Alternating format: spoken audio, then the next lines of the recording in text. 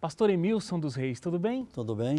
Pastor, uma das suas grandes paixões e uma área forte da sua atuação no ensino dos novos pastores é a área da pregação, como falar bem em público, como fazer um bom sermão. O que é mais importante nessa área?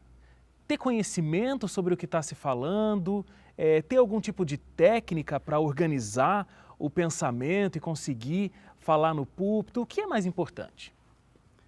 O mais importante é a pessoa receber um dom de Deus para fazer isso. Então, é um dom de Deus. É um dom de Deus, é um dom. Agora a pessoa vai ter que descobrir que ele tem esse dom. E tendo essa convicção que tem o dom, ou desconfiando que tem o dom, enveredando por esse caminho, aí ele tem que aprender uma série de orientações, de dicas e macetes que vão ajudá-lo a desenvolver bem essa qualidade. Tá, vamos supor então que eu tivesse o dom da pregação. Qual seria, como o senhor dividiria, como o senhor me explicaria passo a passo de como fazer um bom sermão? A primeira coisa é sabedoria para escolher bem o que falar. Depois que você escolheu, você tem que gastar um tempo preparando o assunto. O assunto não vai cair do céu, né? Esse assunto, por exemplo, de a pessoa falar de improviso. O que é o improviso? É só o convite. Só o convite. Eu tenho que estar sabendo para poder falar. Se alguém me convida para falar alguma coisa e eu não recebi antes informação, não tenho, eu não vou poder falar. Então, improviso é só o convite, mas eu já sei do assunto. Então, frequentemente, quando eu dou os cursos, pessoas me perguntam, pastor, quanto tempo leva para preparar um sermão? Eu digo assim, quem não sabe faz em 1 hora. Quem sabe leva 20, 40 horas, 50, a vida toda, tá? Porque leva um tempo para fazer um bom sermão. Então, você escolheu, você preparou, o que falta? Apresentar. Então, agora essa é a última parte, colocar-se diante das pessoas e colocar a mensagem de uma forma adequada, né? Então, basicamente, essas são as partes que você tem que preencher aí. Agora, o sermão em si mesmo, ele vai ter 3 partes. Existe uma parte central, a parte do meio, que é a parte maior em termos de tempo. Essa parte eu chamo de argumentação. Ela vai levar, em média, 70%, 80% do tempo que a gente está falando. Só que eu não devo chegar numa igreja, num auditório, e já entrar direto nessa parte. Eu preciso, primeiro, gastar alguns minutinhos para anunciar o que eu vou falar e para cativar o público para a minha mensagem. Então, essa parte introdutória, esses minutos aí no início, a gente chama de introdução. E tem muitas maneiras de se fazer introdução, há muitos modos de se fazer isso aí, mas é uma parte importante. Então, faço a introdução, apresento a argumentação, mas eu não posso simplesmente parar, de repente deixo de falar. Eu não posso terminar dizendo assim, é isso aí, irmãos. Eu tenho que fazer um fechamento, porque um sermão não é como uma aula, uma palestra ou um telejornal que a pessoa assiste, escuta e ela pode fazer alguma coisa, depois não precisa fazer, entra por um ouvido, sai pelo outro. O sermão sempre exige uma resposta do ouvinte, essa resposta de fé e obediência. E sempre tem uma ação específica para fazer quando a gente volta para casa. Então, a conclusão deve indicar qual é o exercício para casa, Exatamente. qual é a transformação que eu tenho que ter. Qual é a ação que a pessoa deve fazer. Se a pessoa já fazia aquilo, é só continuar. Se ela não fazia, ela deve decidir começar e se empenhar por fazer. Então, basicamente é isso. A gente selecionou uma frase sua, falando sobre sermão, que diz o seguinte, a tarefa da pregação é confortar os perturbados e perturbar os confortados. Explica pra gente um pouquinho dessa frase. Essa frase outra pessoa inventou, eu a conheci há muitos anos num livro de Ray Steadman. Ele mencionou essa frase. E a tendência nossa na pregação é apenas expor aquilo que o povo quer ouvir, né, para sermos agradáveis, bem aceitos. Isso é interessante, mas às vezes Deus nos dá uma mensagem para as pessoas que não é agradável de ouvir. Uma mensagem que tem uma advertência, que tem uma repreensão, uma reprovação. Lá em 2 Timóteo capítulo 3, quando fala a utilidade da Bíblia, ela é útil para quê? É para ensinar? É, mas também para corrigir, para repreender. E essa é a minha tarefa como pregador também. Então, Deus, mediante a sua palavra, ele tem instrumentos para tirar o seu povo do caminho errado e colocar no caminho certo. E nós, como pregadores, somos parte do instrumento que Deus quer usar. Agora, pastor, é necessário que esse orador, esse pregador, ao se preparar, ele também tenha uma vida coerente com o que ele prega?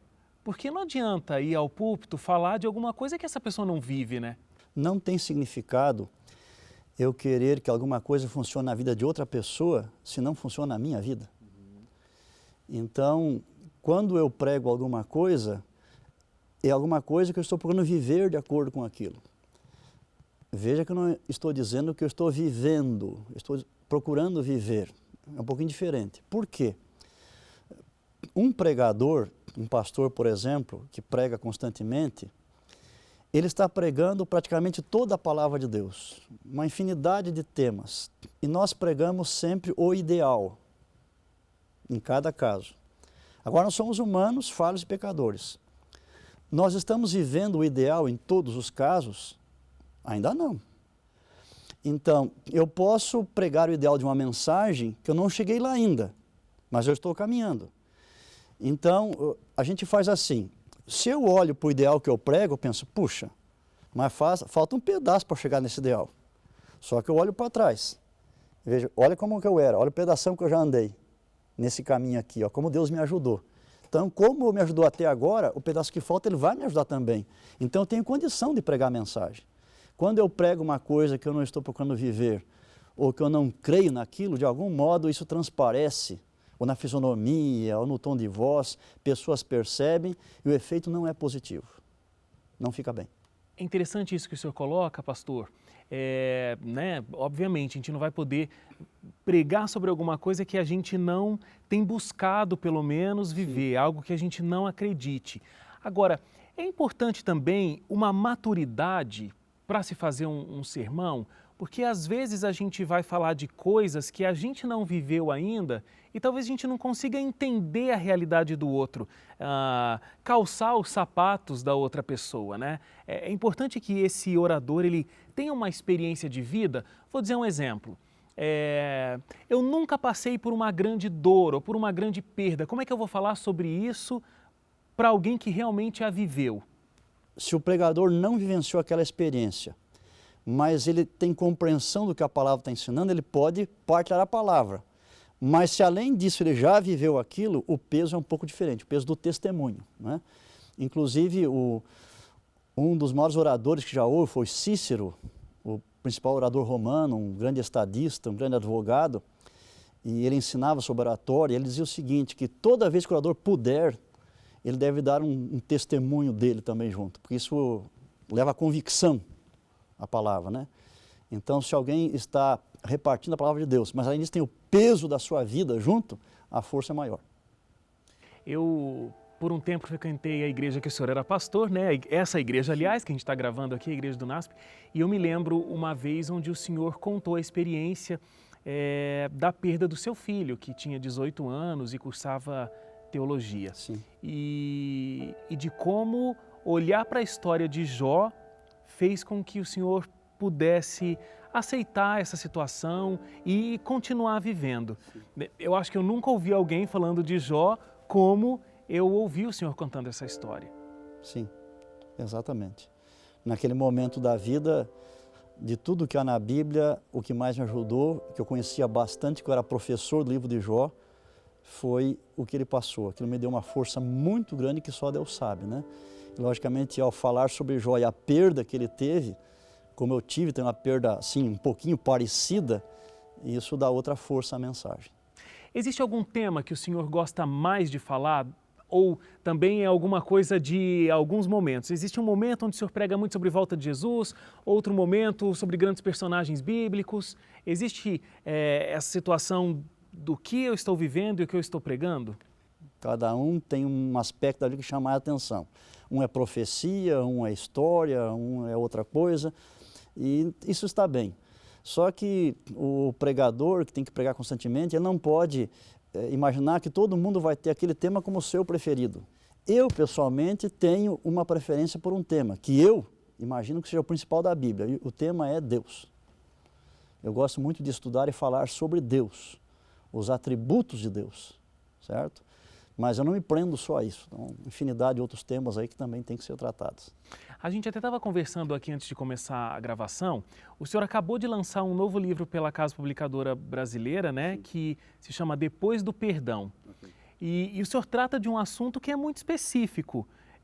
Depois que eu aceitei a verdade, eu fui batizado, fui perdoado, o que vem depois? Exatamente. E as pessoas não falam muito sobre esse aspecto, né, dentro da igreja. A ênfase maior que a gente dá em nossa igreja, talvez em qualquer outra aí, é o que acontece antes do batismo, né? O encontro com Jesus, o ser batizado. Então não tem muito cuidado, muita ênfase em como deve ser a caminhada depois que você se tornou um filho de Deus. E o livro aborda justamente esse aspecto, o que é chamado na Bíblia de santificação. A justificação ou perdão, ela é instantânea, num momento apenas, e Deus a faz. Agora, no momento que ela acontece, inicia-se um processo da santificação, que é toda uma caminhada com Deus que dura a vida inteira.